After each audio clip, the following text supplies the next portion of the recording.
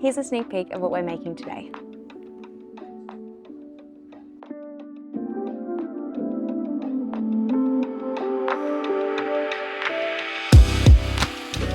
Hello everybody, welcome back to Flower Club.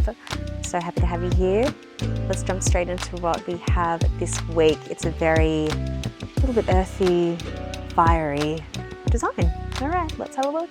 So we have this gorgeous seeded cluster gum. So beautiful, lots of texture. It's adorable pygmy amaranthus and red hot pokers. Woohoo! Alrighty, so this is going to be our spread for the day, and I'm going to design into my trusty white ceramic vase. This one's about 20 centimeters high, 25 centimeters tall, and with about a 10 centimeter opening. If you wanted to make a super tall arrangement, better to get a taller vase. Shorter arrangement, shorter vase. Just looks a bit more proportional, but experiment, have fun. All right, so we'll start out first with our seeded gum. This is, of course, native to Australia and comes with lots of these little seed pods all over with these lovely, elongated, huge leaves. So beautiful. So what I'll firstly start out by doing is just removing all of the lower leaves from the stem, keeping a nice clean stem. That's what we want in the water. Foliage in the water, dirtier water, deader flowers. And you just kind of have a look at each piece, see how it's kind of looking, which way it's wanting to go. It can always give you a good indication of what stems you want to use first, which are going to give the most structure, if they're nice and branchy like this, or if they're going to be a little finishing piece like this. Lovely. Ooh, this is a nice big boy. Beautiful. And when using any kind of eucalyptus, it does have a tendency to turn the water kind of a brownish yellow just from the tannins and the oils. So using a ceramic vase is always a good idea. Just means that you don't see the water kind of get you. Obviously change your water every 1 to 2 days, but if you do want to kind of hide that as it kind of happens, then I would suggest a ceramic vase. That is all prepped into the side. And now we have this gorgeous bronze color amaranthus. You might remember, if you've been around for a few months, that we've used amaranthus before, but we used that beautiful hanging amaranthus in that gorgeous fuchsia color. This is in the same family, but it's got these kind of upright flowers rather than the long hanging. So ornamental types of amaranth like this are mostly grown in Mexico, Central America, places like that. But amaranthus has been used for thousands of years. It's all of these little seeds. It produces hundreds, thousands of little tiny seeds, which people do eat. Don't eat these ones, but it's. So I'm just going to remove the leaves that are within the flowers as well, just so that they don't pull focus. And it's good to get your amaranth into water. It loves to be rehydrated. And this one will dry really nicely as well. It pretty much keeps its shape and color as it dries. So if you wanted to stick it in a vase with no water or hang it upside down like this and let it dry, after your arrangement has had its day, it will create a really beautiful dried arrangement. Those little leaves just to create a really clean look. Lovely. And this is the last, I've been told, the last amaranthus of the season. No more. This was literally the last pick. So I thought we've got to enjoy it while it's here because we won't see it for a few months. So I thought it's a great flower. Yeah. And you can go in and trim with your snips, or you can get real close to the base and just pick off the leaves. Either or.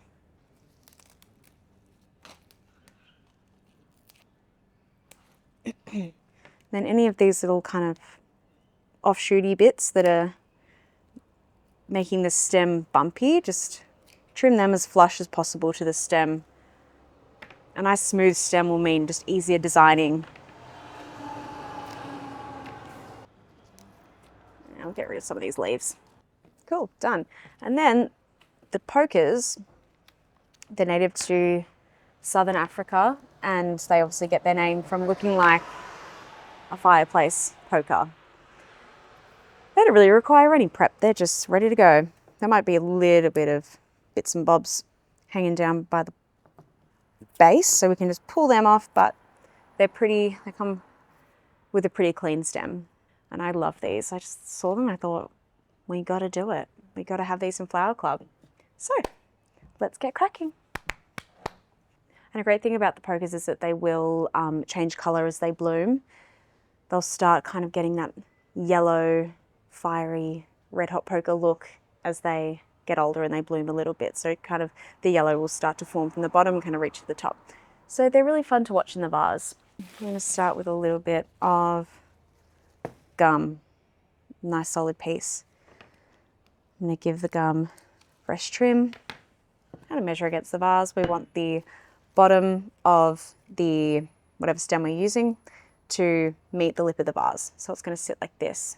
We don't want it sitting up here. This is kind of gonna, this isn't really what we want right now with the stem exposed. It might be a pretty well perfect fit, but with the flat bottom, we do want to make that cut at a 45-degree angle.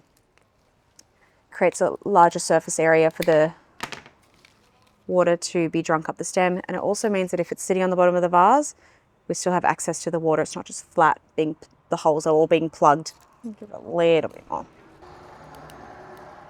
And if it's a little difficult, you can just kind of saw it back and forth. Wonk. Yeah, there it goes. It's going to flop at the start, don't worry about that. Okay, and the great thing about this seeded gum is that it almost acts as a filler as well as a foliage, because it's got kind of the two elements going on in the one stem. So I'm a big fan. Just kind of starting out by just kind of, oh, I'm getting my vase dirty.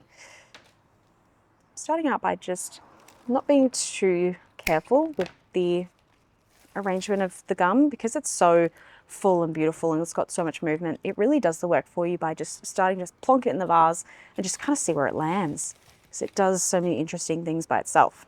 She's flopping, she's flopping. Also I've created kind of a little bit more of a cluster of the seed clusters over here, and a little bit more kind of leafage going on over here. And I might add in this little piece.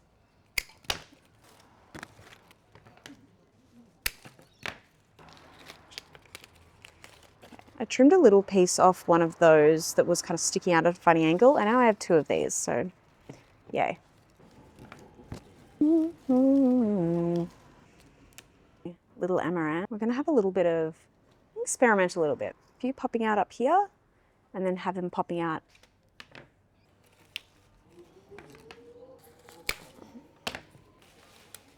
We're going to be a little bit short.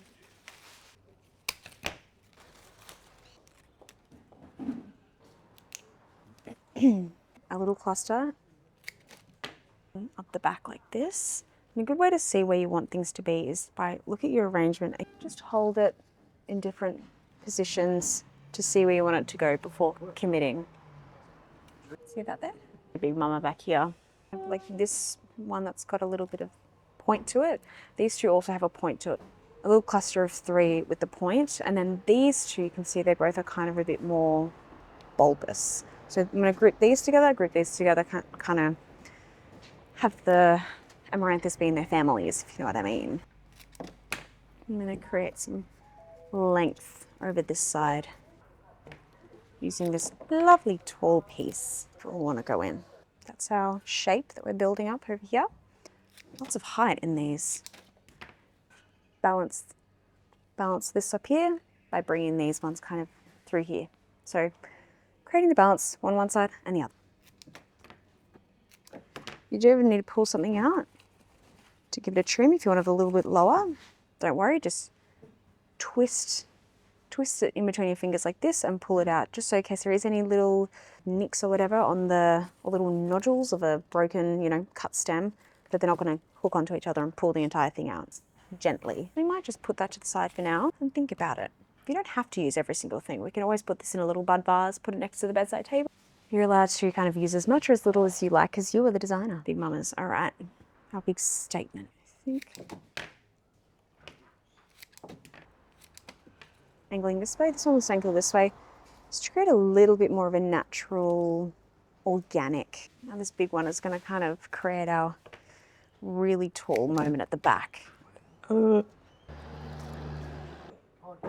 Complete that little group of 3. Measure against the vase, 45-degree angle. Whoop.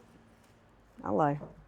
I want it up over here. So if I'm deciding where I want this one to go, I'm going to hold it behind the vase, continue out elongating this side, or if I'm wanting it to be over this side. Good way of not having, to commit too soon to the position of a certain flower. I think I might want it to continue up over here. Okay, we're getting a little crazy.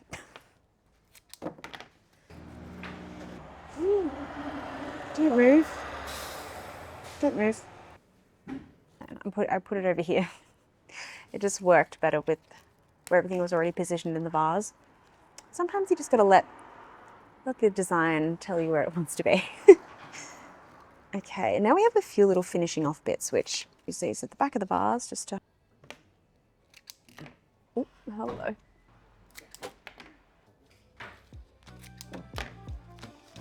I put that last one just out and get that a little bit bulkier. So, I'm feeling like I want to go, hello. This feels a little bit kind of, I don't know, it feels very tropical, a little bit tiki maybe. All right. I hope you had fun designing with this very interesting textural kind of array of flowers. I can't wait to see all of your designs. Please post in the Facebook group. I love seeing them. So you have a wonderful rest of your week, and I'll see you next time. Bye.